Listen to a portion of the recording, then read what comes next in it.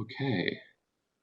Well, good morning, everyone. Thank you for joining us today for the HR Policies webinar. My name is Adam Brome, and I'm an Administrative Coordinator with SARM. I'm going to start off today's session with a brief introduction of the Adobe Connect platform. We will then transition into the presentation, which will then be followed by a Q&A session.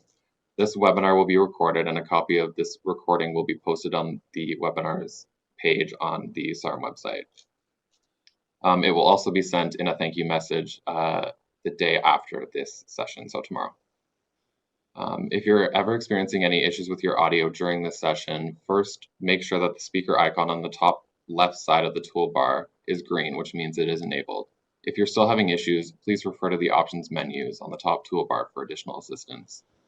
There is a dedicated question and answer box labeled Q&A, which is currently located underneath the video pod. When we switch to the Q&A session following the presentation, this box will be located to the right of the video pod.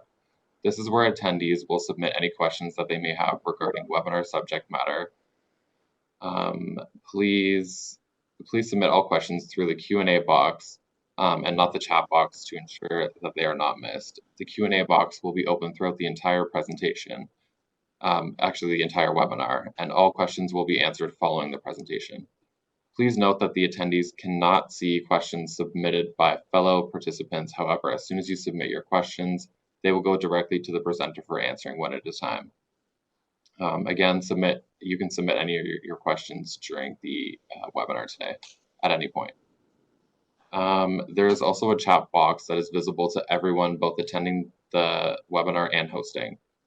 This is currently located to the furthest right side of the session window. You can use this to engage with other attendees, bring any technical difficulties to the host and presenter's attention for troubleshooting, or to provide any other comments and feedback. You can also make the text larger in the chat window by clicking the icon to the top right corner of the chat box, then selecting text size. Another pod that I would like to bring to your attention is the file pod. This is where today's presentation and an additional digital handout will be available for download. This pod is labeled Files, and it will be located to the left of the chat box during the Q&A portion of today's session. Again, if you're experiencing any technical difficulties during today's webinar, please notify us in the chat box and we will do our best to troubleshoot. I'm now going to hand it over to our Director of Strategic Engagement and Communications, Kelsey Reimer, who will be moderating today's event.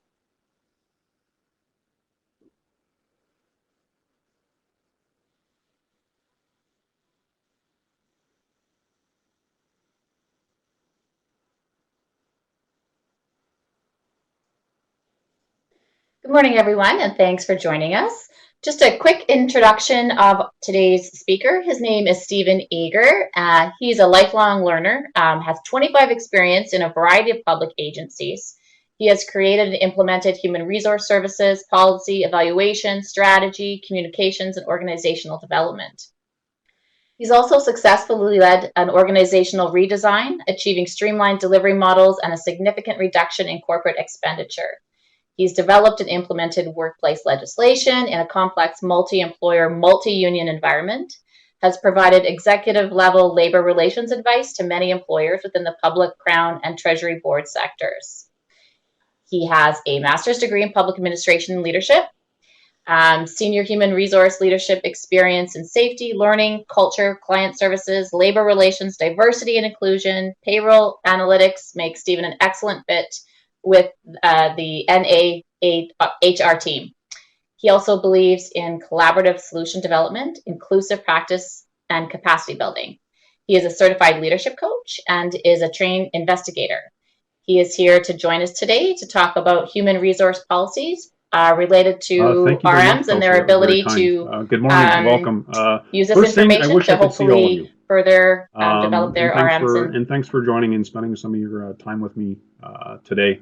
I'm looking at my window and seeing a wild, stormy day, so kind of a nice day to be sitting in front of the computer.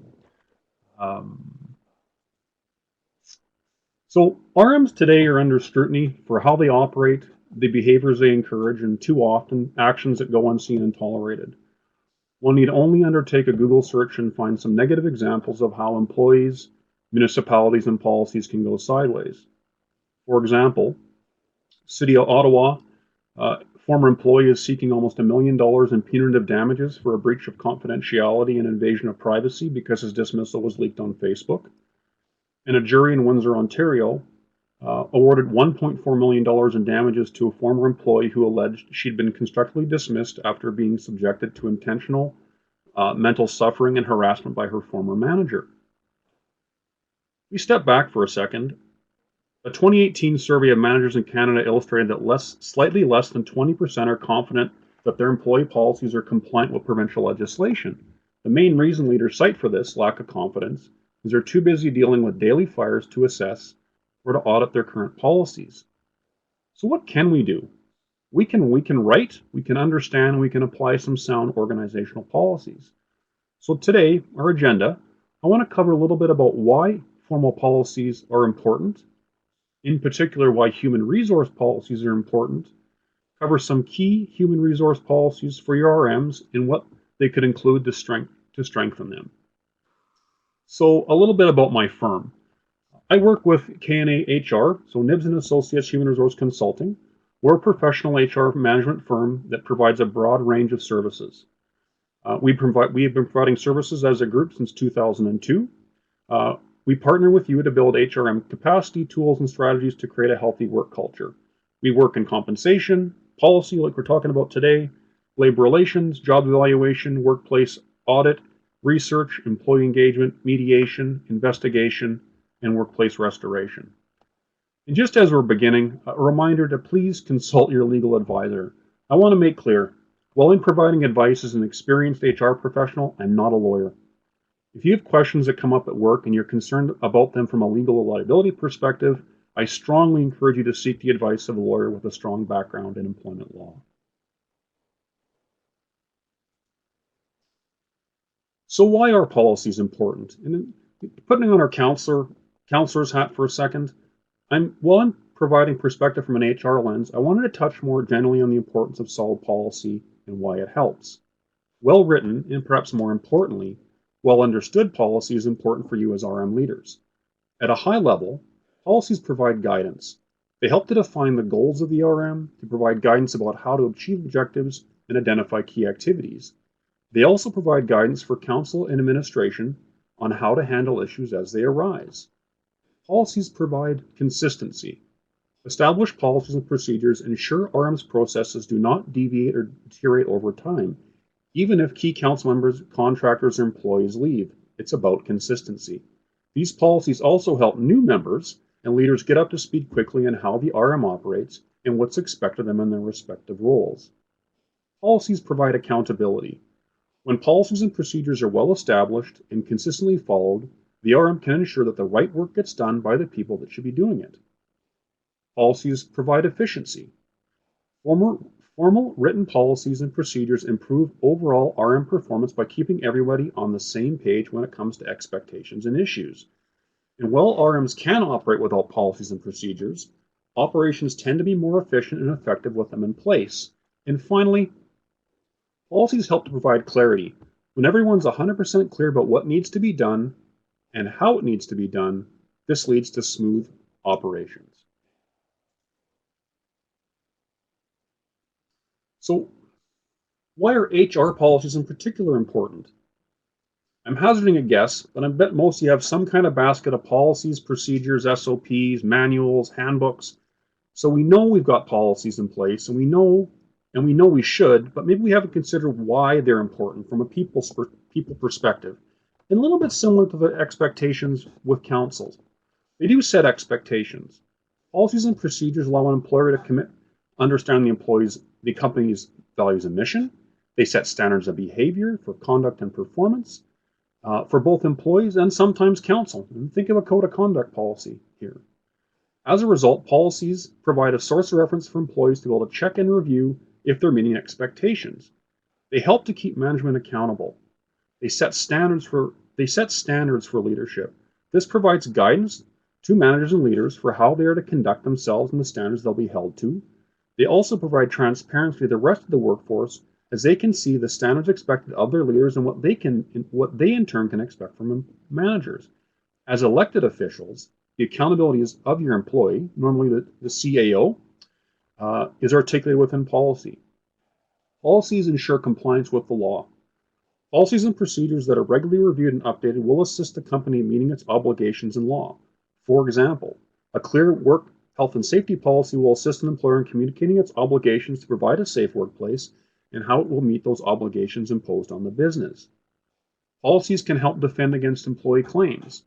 Up-to-date policies and procedures can assist an employer in defending against legal claims. For instance, in the case of bullying application, knowing that you have and apply your anti-harassment policy as part of your defense as an employer and can be relied upon to demonstrate the reasonableness of actions taken by the employer when responding to a claim. And from an employee perspective, it lets employees know where to turn to for help. All your policies should have a point of contact so employees know who they can contact with extra questions.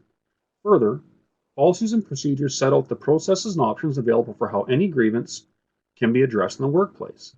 The above list isn't exhaustive, but it does set out some of the reasons why policies and procedures are important. All policies and procedures should be carefully written to ensure they're compliant with any legal obligations, but not be so overwritten to meet hard to deliver as an employer.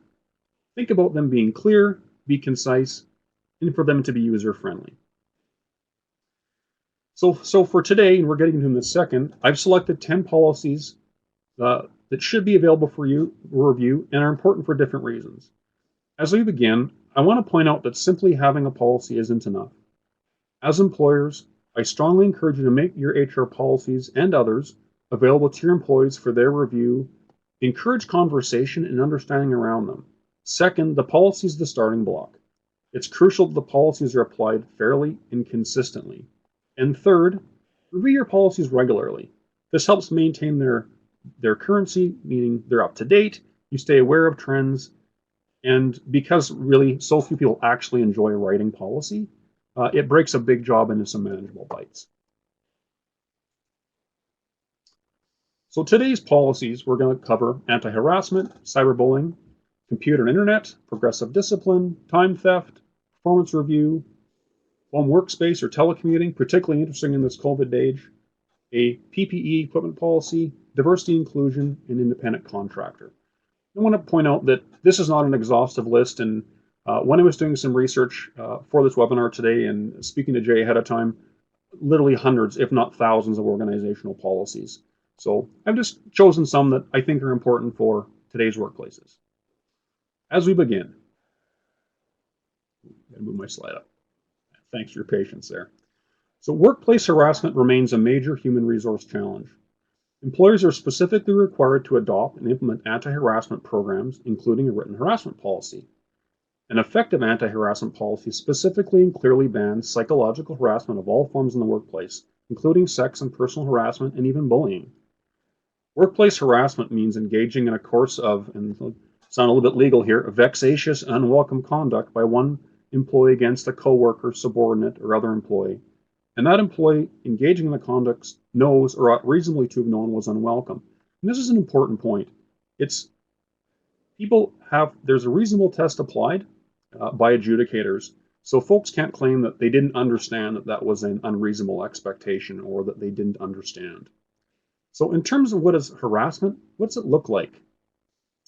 It can be harsh and excessive criticism of a personal or non-constructive nature, spreading rumors about a person to harm their reputation or portray them in a negative way, spying or stalking, ridiculing a subordinate, coworker, other employee on the basis of their physical appearance, beliefs, characteristics, ethnicity, name calling and teasing, even physical acts like pushing, shoving, elbowing, jostling, and horseplay, unwelcome practical jokes, and slurs or offensive remarks on the basis of, and kind of a long list here, race, ethnicity, national origin, religion, age, gender, family status, disability, sexual orientation, any of the 18 or so protected by Saskatchewan human rights laws.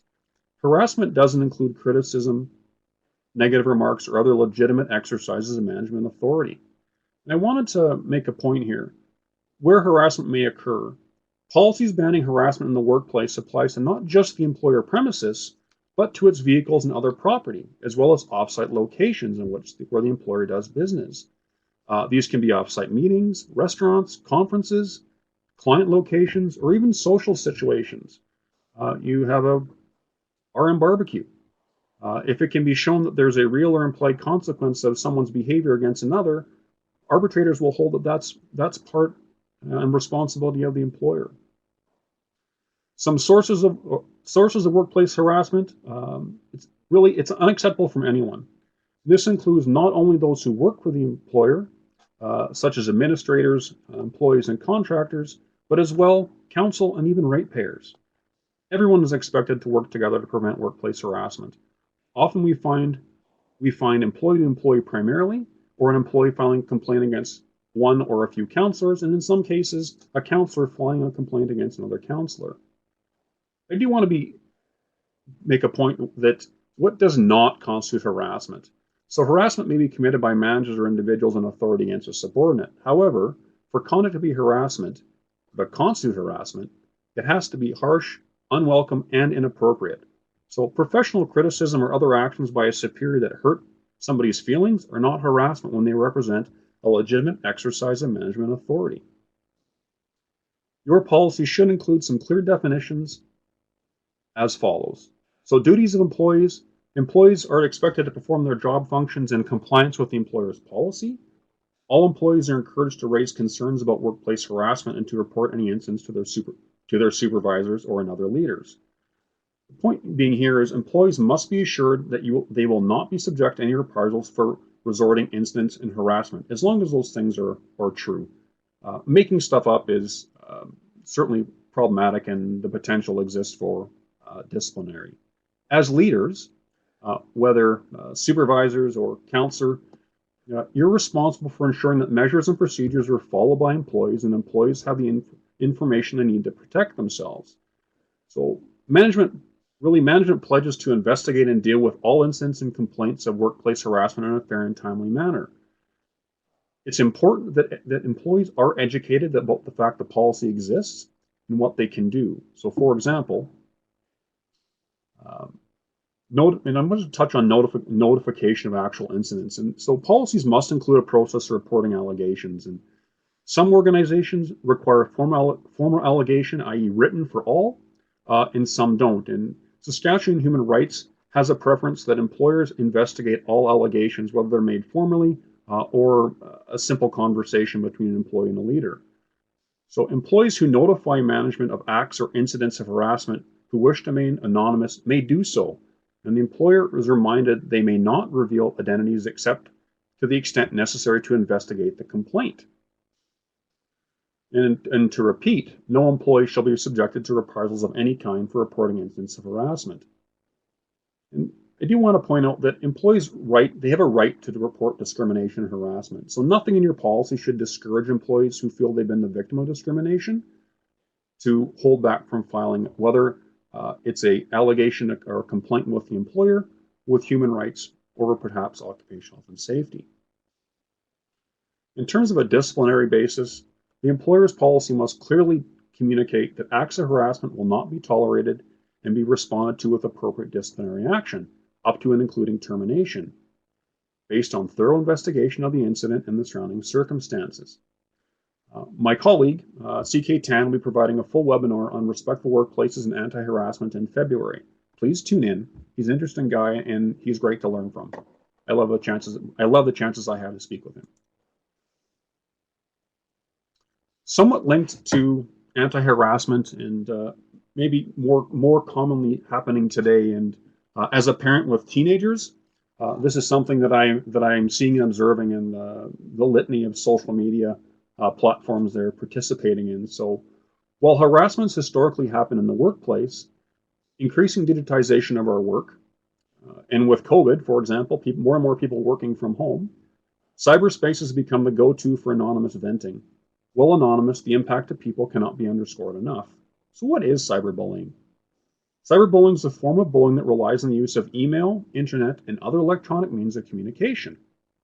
Some examples are sending nasty, hostile, or threatening emails, text, or electronic messages, cyberstalking, sexting, or repeatedly sending the victim text or message to the point of harassment, saying derogatory things about the victim on blogs, council chats and other social media, starting rumor or spreading gossip, impersonating the victim online, like for example, creating a fake online dating profile on maybe on a Tinder website, stealing the employee's password or a victim's password and logging into his or her accounts and making changes, signing up the victim for instant messaging marketing lists from pornography sites or other junk mailers, posting revenge porn, embarrassing photographs, or videos of victims without their consent. And just like the anti-harassment we spoke about before, ordering employees to carry out assignments via email or text is not harassment. Constructively criticizing them electronically is not harassment. Your policy should include a clear definition of what is and what isn't cyberbullying to help with understanding. Second, the policy should detail how to report a cyberbullying allegation, and these are usually linked to your anti-harassment policy, and explain how the complaint might be resolved from informal to formal investigation. And as always, including that violating the policy may be subject to disciplinary action up to and including termination. While we're in the computer world, quite comfortable knowing that the computer and internet have changed the way we work and we communicate every single day. So one of these results is an increase in policies that outline general principles and philosophies, clarify boundaries of acceptable use of employer technology, and really is about encouraging responsible use by your teams. Computer and internet policies outline the acceptable use of equipment and technology of the employer. These rules are in place to protect the employee and the employer. Inappropriate use of employer technology exposes the employer to risks, including virus attacks, compromises on network systems and services, and legal liability.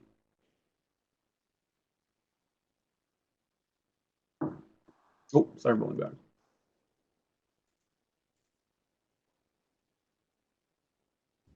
Back to cyberbullying for a moment.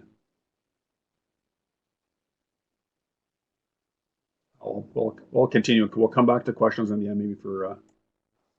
And you do have a electronic copy of it, as I understand.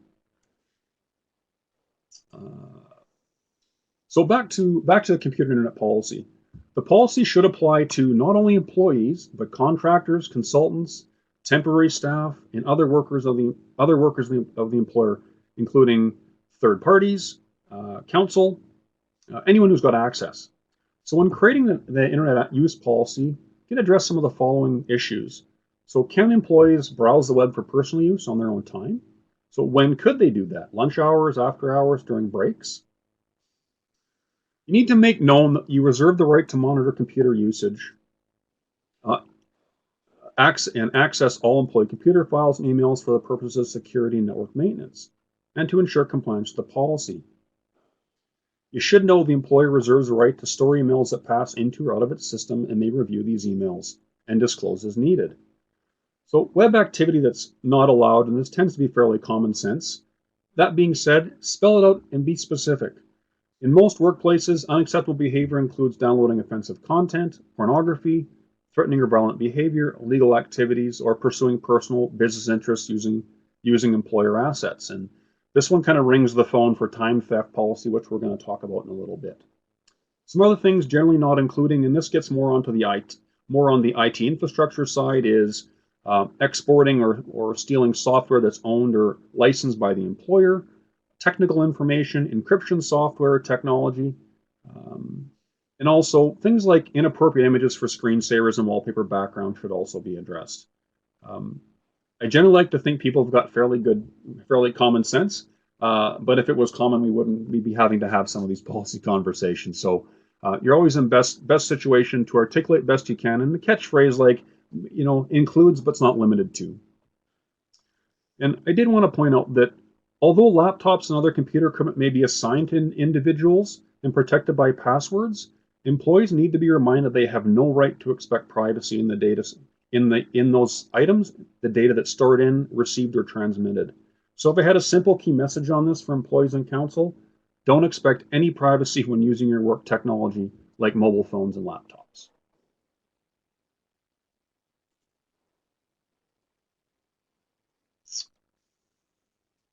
Moving on to progressive discipline. Research demonstrates a clear link between employee engagement in all aspects of productivity, quality, compliance, customer loyalty, and even the physical, psychological, and emotional well-being of employees. One of the most significant factors impacting employee engagement is the degree to which they feel respected at work, especially from their supervisor and coworkers. Disrespectful workplace behaviors like harassment, discrimination, prejudice, and bullying are unfortunately allowed to run rampant in many organizations. These not only decrease employee engagement and increase turnover, but also contribute to a hostile workplace environment and can result in legal action. So given this understanding, how should an employer react when an employee violates one of the company policies, and what measures should be taken? One way to answer these questions is with a progressive discipline policy. So why are progressive discipline policies important? They allow managers to recognize and address problematic employee behavior before it escalates, and they help employees to be more productive and perform at higher levels. It fosters better communication. Research shows it increases employee retention rates and decreases employee replacement expenses, ensures employees understand why they're being disciplined, and provides employees with several opportunities to improve before resorting to more severe disciplinary action like termination. So rather than straight dismissal, the goal of progressive discipline is correcting poor behavior and creating a better and more effective employee. Progressive discipline also works best with employees who commit repeat offenses over a period of time, as opposed to single serious offenses that might immediate termination. So for example, it's ideally suited for employees on leaves who don't return repeated calls from their supervisors, shortcut minor OH&S expectations, or perhaps repeatedly late for work. Knowing that several of your organizations are unionized, you might have to negotiate, or you will have to negotiate the terms of progressive discipline as part of the collective agreement. If employees aren't unionized, or you can keep progressive discipline out of the CBA, you can create a solid progressive disciplinary policy and include it in your manual. It's just good practice. My mind I just caught over to the chat there for a second. A progressive disciplinary policy generally includes the following steps. A verbal warning first. So this is one that's more informal. It serves to ensure the employee is aware of the infraction and is given the opportunity to take steps to remedy it. And I do want to note that while the warning is verbal, as a leader, make sure you're documenting the discussion, when it occurred, and what that conversation was about. A written warning comes next, and these can be one or more written warnings. So it tends to be a more formal warning to the employee. It's issued if the verbal warning does not result in a positive change in their behavior, and it tends to include an action plan or next steps that must be taken in order to ensure there are no further consequences. An employer may choose to have more than one written warning for some infractions. Usually the employer and employee sign the written warning and it goes in the employee's personnel file. And in signing this, it's important to note the employee doesn't have to agree with you. They're simply signed to acknowledge the fact there has been a written warning delivered by their supervisor. Moving up the consequence chain, we move into suspension, and some of these are with and some are without pay, depending on circumstances and the organization's policies. Generally, suspensions reserved for major infractions that require investigation before further actions taken. It can also serve as a final warning to the employee that if behavior is not improved, termination may result next. And in my experience, these can vary from 1 day, 1, 2, 3 days, to some situations and highly unusual ones, they were many months of unpaid suspension. And finally, termination. And usually is a last resort, but sometimes it can't be avoided. Documentation is extremely important. It's done every step of the way, and especially important for a termination decision. Bear in mind that some infractions may warrant skipping the early steps altogether, such as a major safety violation. Having a progressive disciplinary system in place does not mean that an employer cannot move immediately to termination for serious violations, like violence, harassment, or theft.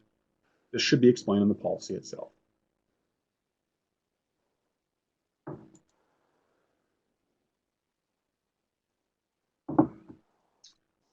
Now, time theft.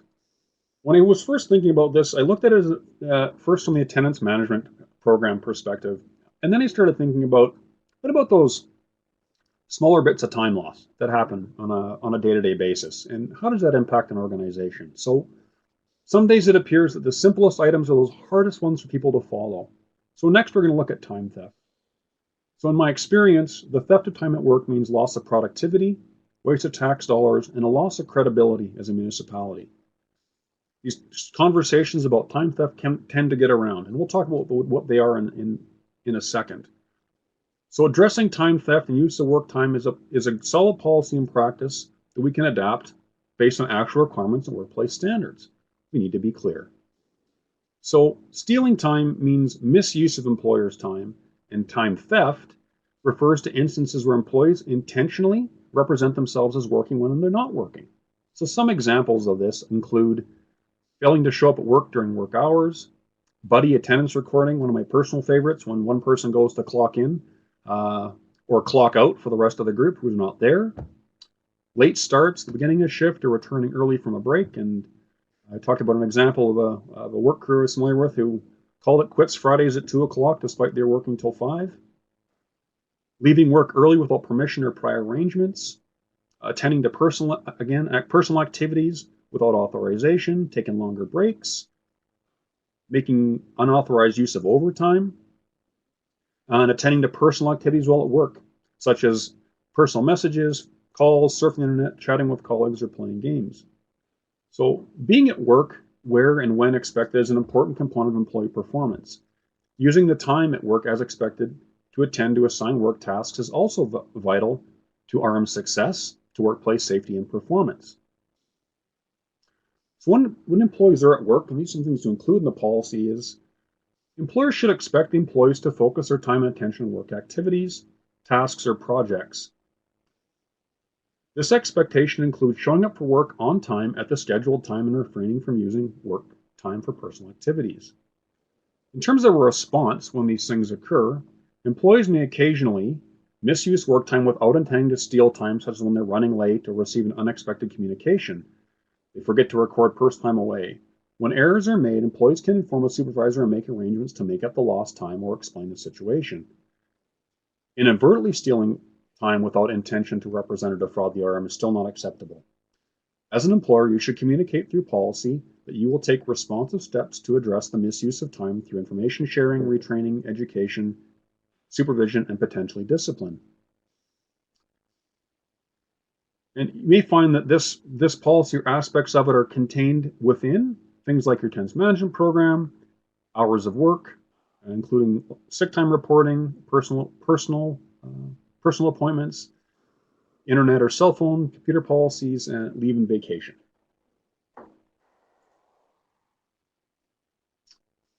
So as I was preparing for a time today, I was thinking about how often policies are written to address challenging behaviors for organizations. They end up being more about don't do this, don't do that. When I think about my career and the times I was uncomfortable as an employee is when I didn't know where I fit in or how I was being assessed as an employee. So I want to talk about performance now and how important a policy for regular performance review is for employees at all levels. I was doing research, and that's what I do. I found a survey performed by Gallup North America.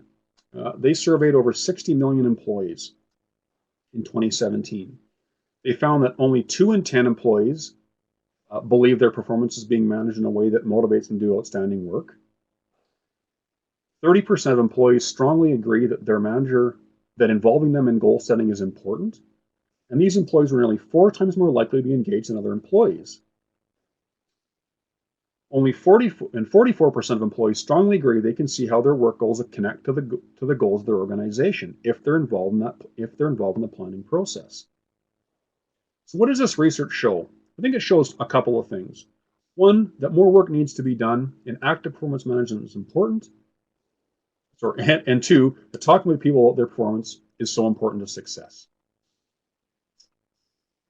Effective performance management is essential to businesses of all sorts. Through both formal and informal process, it helps you align your employees, resources, and systems to meet goals. It can help counsel as well. It can provide an early warning of potential problems and allow managers to know what they're working on and how those things align to the goals of the business. As Henry Ford said, coming together is a beginning, keeping together is progress, working together is success. As an HR consultant and as a leader, I've been involved in many conversations about employee performance day to day in both informal, kind of a hallway check-in, and formalized annual processes. In both cases, my encouragement is to do more. Have conversations with your people about their work and how they're progressing. No one should ever walk into an annual performance review with their superiors and be surprised at what they hear. Or for you as leaders, just look and have an employee staring at you with a shocked expression. So now we have a little idea about why performance review is important. Let's consider the components of a solid performance review process. Some of these responsibilities, from the administration standpoint, you're responsible for overseeing and effectively implementing the policy, ensuring the process is open and two-way between employees and supervisors, monitoring the system to ensure consistency across your organization, addressing challenges and making changes as needed. You need to be ensuring that your supervisors are aware of their responsibilities as well. Further, provide some support to those supervisors and leaders on how best they can provide feedback to their employees, how best to engage. And supervisors, and I expect this could be arranged given there's a wide range of sizes, and it could even be council having conversations with their administrator. Some of the responsibilities are creating performance plans with the employees, giving yourself adequate time to review the employee's work plan and performance notes. Conduct those reviews on a regular basis in a quiet and confidential manner. Link performance evaluation discussions between the plan and the overall goals of the organization. Set reasonable performance goals and standards. And coaching to ensure people are moving forward in a professional way. I'd be remiss in not noting that part of that conversation also includes identifying areas where people are having some challenges. So being specific about how they can address that shortcoming, what you expect of them, what's the measurable for success, so they know and you know what's expected. Employees are responsible for participating in the process, not only in terms of the plan, but working in their performance reviews, making suggestions to their supervisors. Again, this is a two-way conversation. And remember, just because someone's been with you for a long time, it doesn't mean there isn't an opportunity to grow, or for you as leaders to continue to learn better employment practices.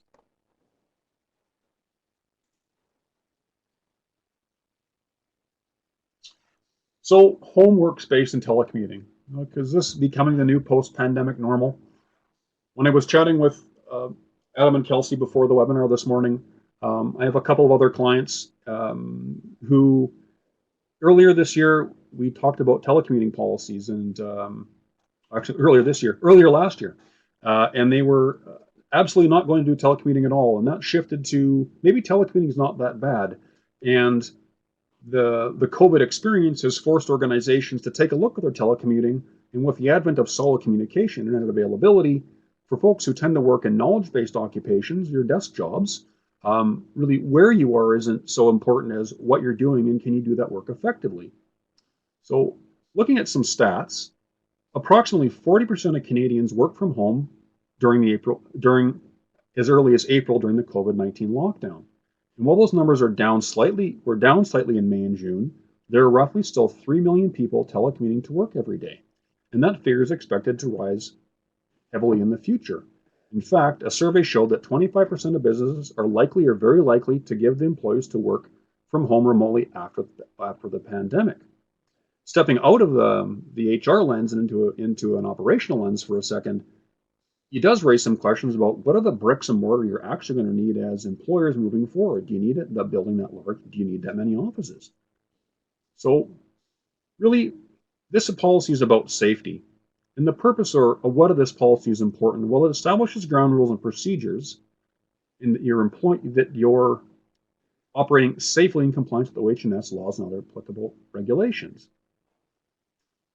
So as a greater percentage of employers expect employees to remain working from home at least some of the time, employers are reminded of their obligations to ensure that work is as safe as possible for employees, as injuries occurring in the work and now this new workplace may actually trigger workers' compensation claims. So what's required? So explain in your policy that employees must designate a room or area where they intend to establish and maintain their workspace. The employer must approve the designated workplace as part of the arrangement. Some Employers are generally required to send a representative to conduct an on-site inspection. So we want to make sure that the space is appropriate for work.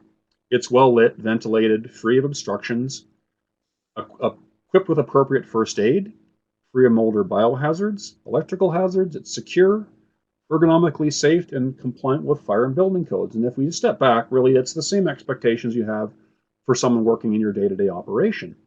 And alternatively, and maybe this is even more important because of COVID right now and restrictions on being in people's homes, instead of a site inspection, you can do a virtual inspection using videotape or detailed photos in a floor plan that the employee provides.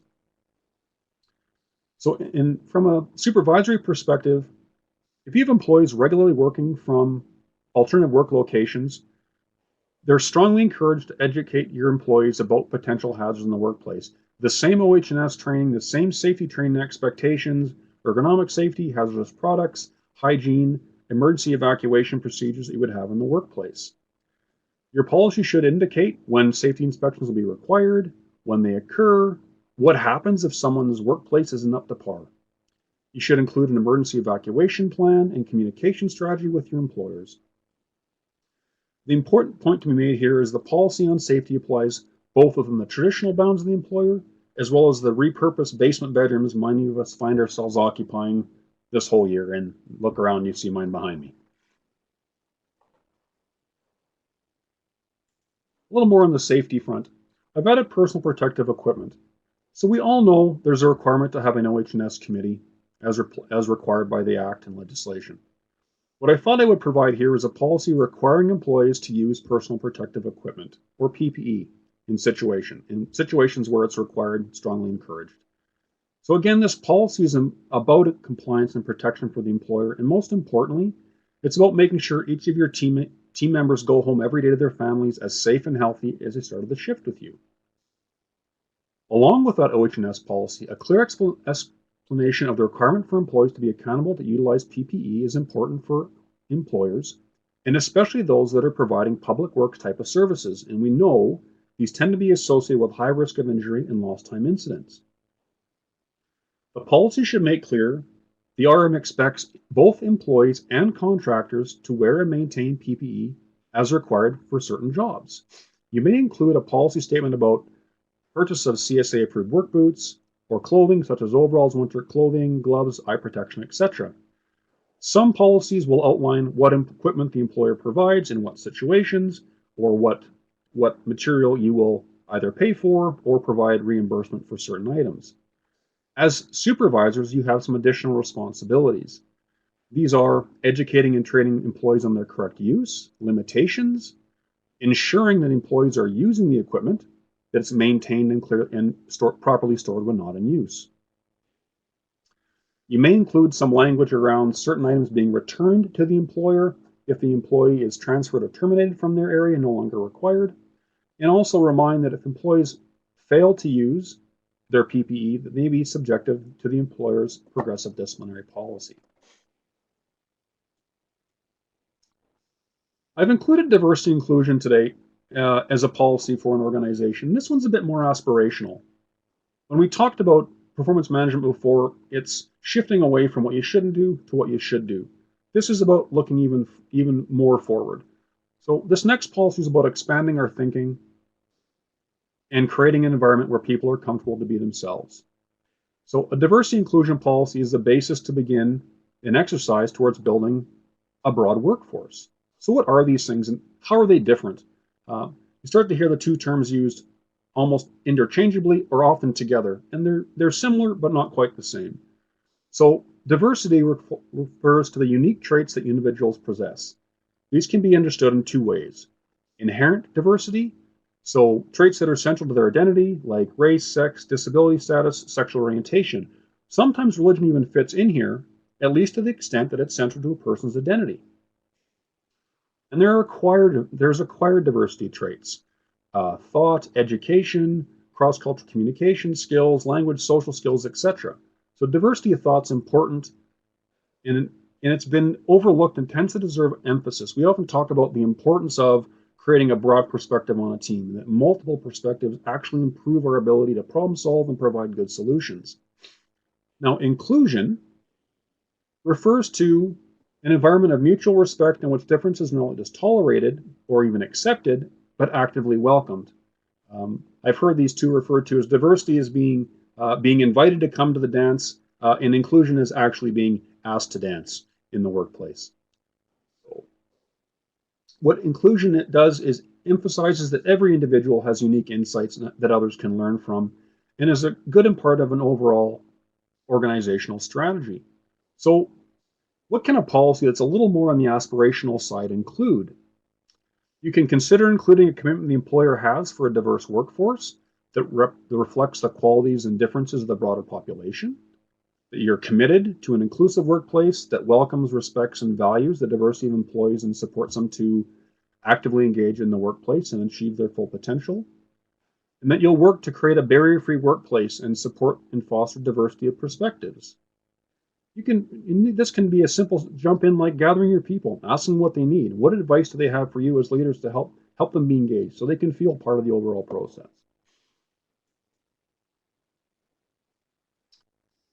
And I've added an independent contractor policy. And this is a simple bit of policy that can be applied in your arms as so much public work is being done on in contracting out kind of basis.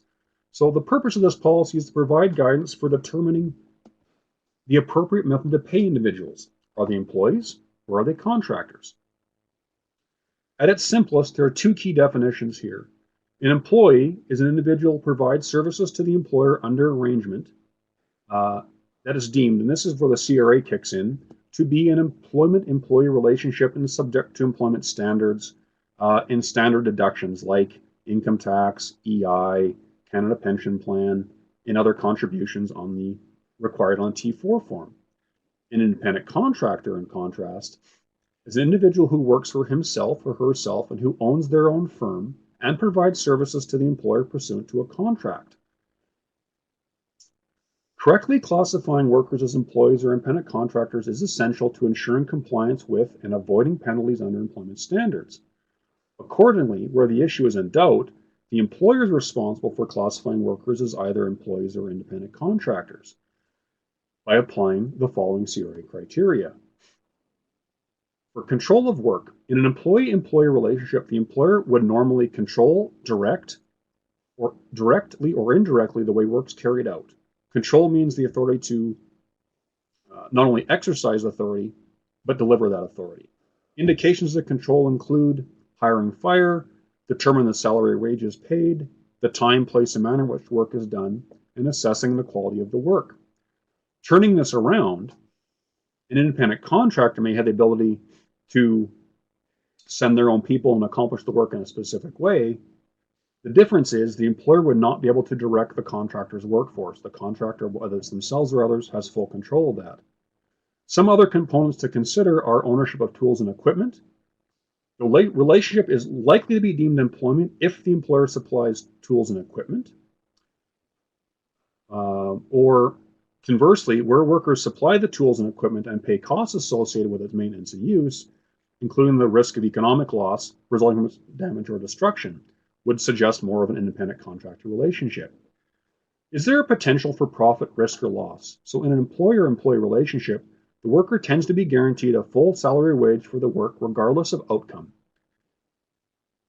and that the employer would typically pay all the operating expenses and bear the potential benefits of profit or risks of loss. By contrast, independent contractors typically share operating costs and rather than a guaranteed amount, assume some financial risk entitling them to share a profit or bear a risk of loss depending on the results. And integration. This concept is an independent contractor relationship is more likely to exist when the employer integrates the employer's activities with his or her own commercial.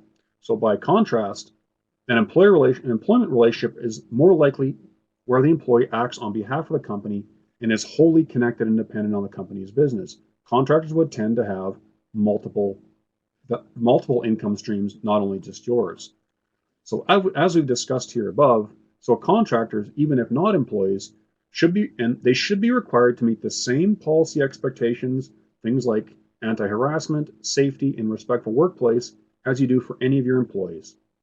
So in supplying the above criteria, RMs must weigh all the factors and consider the situation as a whole, and remember that not any one single factor is decisive.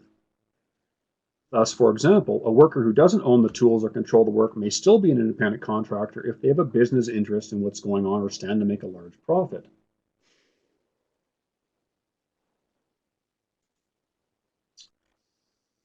So, in sum, the world of human resource policy is an ever-growing area and one that should be paid attention to. And there's no end to what you might include in policy. Does it make sense for the employer to write down the policy? Will it help understanding? Is it important to your organization? Will it provide guidance in history? If you guidance and consistency. If you answer yes to some of these, you're on your way to likely being good practice to create that policy. Remember that perfection isn't the goal in the policy. Progress is. To borrow a Mark Zuckerberg line, sometimes done is good enough. You can always come back to edit and improve. And as we conclude today, I'll remind you again that simply having the policy is not enough. As employers, again, make your HR policies available, educate your employees on them, provide opportunities to have conversation. Second, the policy is a starting block. Make sure it's applied consistently and fairly. And third, review those policies on a regular basis. And to use an old joke, how do you eat an elephant? One bite at a time. Break this policy job into manageable bites and make progress. Thanks so much for your attention, and I look forward to a few questions. Thank you, Stephen. I'll just give Adam a couple of minutes to get our Q&A panel questions up for me to be able to read. Okay. Who should an OH&S committee include? Do we need one for inside and outside workers separately? Your OH&S committee should include an equal representation of your management group and your employees. I'll take it even broader than inside and outside. Think of a cross section of your organization. So you're able to hit each of your work areas, and there's someone available on that committee to help out. So in a simple inside outside, I would have both of those people. Thank you, Stephen. Next question. Staff and council, including myself, use our personal cell phones for RM business. The advantage is not having to carry two phones. Is your personal privacy at risk by using personal cell phones for RM business? My first caveat would be to defer the conversation to a lawyer who's got expertise in privacy legislation. I know a significant number of organizations make use of private email, private cell phones, and then compensate the employee in some manner for making use of those or pay for part of that bill. You should know that any actions undertaken by you on behalf of the organization are potentially able to be subpoenaed or for potential for court action. So I guess in a nutshell, there is some risk. It would likely be that any interest from a legal perspective would be contained to just that item and not digging into other aspects of your life not related to the issue at hand. Thank you, Stephen. Another question. How do you cover harassment against employees by council members? That's a great question, Brian. Well, first of all, you have a policy about, and make sure that policy indicates that anything on the harassment front applies to not only employees in the organization, but council, ratepayers, contractors, that's articulated, that council's made aware of the fact the code of conduct policy or the anti-harassment policy applies to them. They're educated about it and they understand it. Thank you, I just Stephen. was going to double back. Oh, sorry, go ahead. No problem, Kelsey. I have had the experience of a similar organization where council felt that the code of conduct or harassment policy didn't apply to them. And what did occur in those situations is the individual made a harassment allegation against a member of council. And part of the challenge from a operational perspective was the fact the policy was not articulated to include council. My recommendation, whether you have a standalone employer policy or you have a council code of conduct, everyone should be held at the same standard. Thank you. Another question. How do you manage time theft and or ensure that staff is not doing this without micromanaging? Always a challenge, and if you don't have drones chasing them around to see what they're doing every second of the day. I think it's important that you're having conversations about what your expectations are as an employer, what you believe to be reasonable. I would make regular use of check-ins. So if you've got site supervisors, making sure they're aware of the expectations, they're checking in on folks, and I appreciate that it would be virtually impossible. And you make a great note there that it would be sort of the ultimate of micromanaging, and you're not going to catch every situation. It's important you're communicating what the expectations are of the employer. And I'm familiar with a situation where an individual chose to take their municipality vehicle to the gym, and it was seen every day when this individual was at work, and that eventually did get back to the employer. And again, generally speaking, make your expectations known. What's appropriate and what's inappropriate. You have to, in some sense, depend upon your leaders that they're doing what they're supposed to in informing employees. Thank you again, Stephen.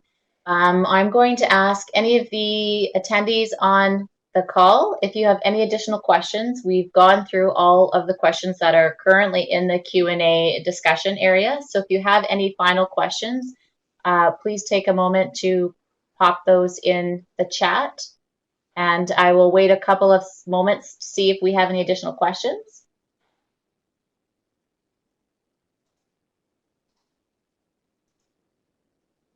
I don't see any. Oh, I do see one coming in. In progressive discipline, are verbal disciplines recorded in a personnel file? I've got a background in labor relations, and the ongoing joke in that world is every answer is it depends. Again, what your practice is, you may have a policy that says verbal discipline maybe is noted in the employer record. At minimum, I'd encourage you to make notes on your own those regular kind of performance conversations you're having with employees, and we talked about on the performance management on a positive front, and as well as a disciplinary basis. So keep track of that material, because that can be pulled as evidence when you move into a written warning area, or you get into a disciplinary action involving suspension or termination. The better records you keep, the better off you are. Thank you again, Stephen. Well, we are coming up close to 11 o'clock. Seeing that there are no additional questions in the Q&A chat area, I'd like to thank Stephen for your time. What a wealth of information. I've learned a lot. I'd also invite any of the members on the call, if there are additional questions that you think of after the fact, please forward them to Adam, and we will do our best to get that information and answers sent back to you. And like Adam mentioned, we will have a copy of this presentation for download. And for those folks that are having issues, we'll make sure that we send a link to you and or a PDF copy of the PowerPoint presentation. Thanks everyone for coming, and thanks again, Stephen, for providing us with this very valuable information today. My pleasure, and thanks for the invitation. Stay safe and stay out of the wind, everyone.